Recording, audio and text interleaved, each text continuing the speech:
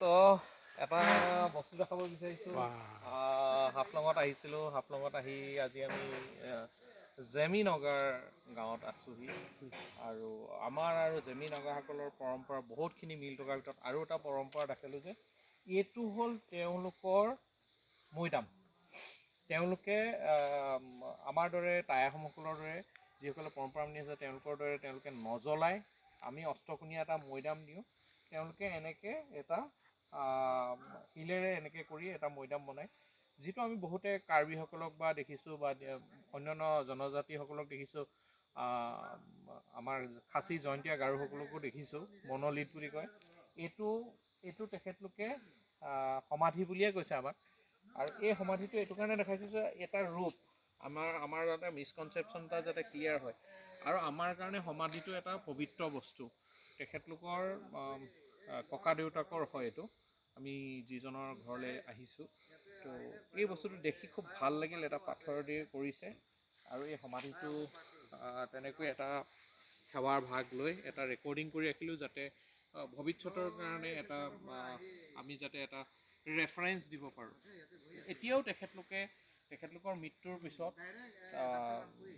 তেখেতলোকে এতিয়াও এনেদৰেই তেখেতলোকে সমাধিটো দিয়ে। আৰু সম্পূৰ্ণভাৱে তেওঁলোকে ইণ্ডিজিনিয়াছ ফেইথ এণ্ড কালচাৰত আছে, নেচাৰক তেওঁলোকে মানি চলি আছে। বহু সংখ্যক তেওঁলোকৰ লোক খ্ৰীষ্টিয়ান ধৰ্মলৈ কনভাৰ্ট হৈ গ'ল আৰু হিন্দুলৈও তেওঁলোক এতিয়ালৈকে অহা নাই। খাদ্য অভ্যাসত তেওঁলোকে সকলো খাদ্য খায়, মহ খায়, মেথুন খায়, গাহৰি খায়, গৰু খায় আৰু প্ৰকৃতিৰ সেৱাও কৰে। গতিকে জেমিসকলৰ মাজত আহি বহুতখিনি কথা গম পালোঁ আৰু আমাৰ লগত কিছুমান মিল থকা বস্তুও পাইছোঁ।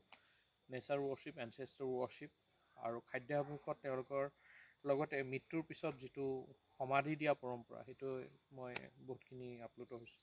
হয়তো কিবা ক'ব আপুনি? আমি ইয়ালৈ আহিছিলোঁ তেওঁলোকৰ সুদূৰ শিৱসাগৰৰ পৰা আমাৰ লগত আহিছিলে ত্ৰিপুৰাৰ বন্ধু। সেইবুলি আমি এইখন আজি তেওঁলোকৰ যি জেমিসকলৰ যিটো তেওঁলোকৰ বছৰেকীয়া উৎসৱ, যিটো কৃষিৰ লগত জড়িত, সেই উৎসৱলৈ আমি উপস্থিত আহি তেওঁলোকে যি পৰম্পৰাগত যিখন খেলা ধূলা সেইটো আমি উপভোগ কৰিলোঁ। তাৰপিছত এতিয়া আমি জেমি যিখন নগা গাঁও আছে হাফলঙৰ প্ৰায় 4-5 কিলোমিটাৰ দূৰত, তাতে আমি তেওঁলোকৰ লগত কিছু কথা পাতিলোঁ। তেওঁলোকৰ যি পৰম্পৰা, যি খাদ্যাভ্যাস বা তেওঁলোকৰ যি ইতিহাস, এইবিলাক কথা পাতি আমি কিছুমান কথা আজি গম পালোঁ যে আমাৰ টাই আহোমসকলৰ যেনেকুৱা ধৰণৰ মৃতকক মৈদাম দিয়া প্ৰথা আছে, তেওঁলোকৰ মৃতকৰ প্ৰতি এনচেষ্টাৰ ৱৰ্শ্বিপ তেওঁলোকেও কৰে, প্ৰকৃতি পূজা তেওঁলোকেও কৰে আৰু তাৰে প্ৰতি সন্মান জনায়। উদাহৰণস্বৰূপে আমি এতিয়া যিগৰাকী ব্যক্তিৰ ঘৰত আহিছোঁ, তেওঁ পদ্মশ্ৰী সন্মান পাইছে, তেওঁৰ ঘৰত আমি আহিছোঁ।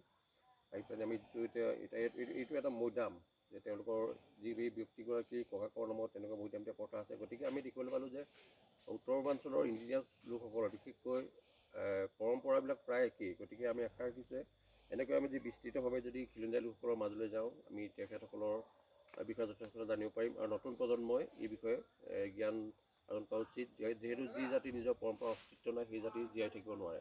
গতিকে আজিলৈকে এইখিনি ক'লোঁ আৰু পৰৱৰ্তী পৰ্যায়ত আৰু আমি যাম, গৈ আপোনালোকৰ সকলো বিষয়ে অৱগত কৰি গৈ থাকিম। ধন্যবাদ।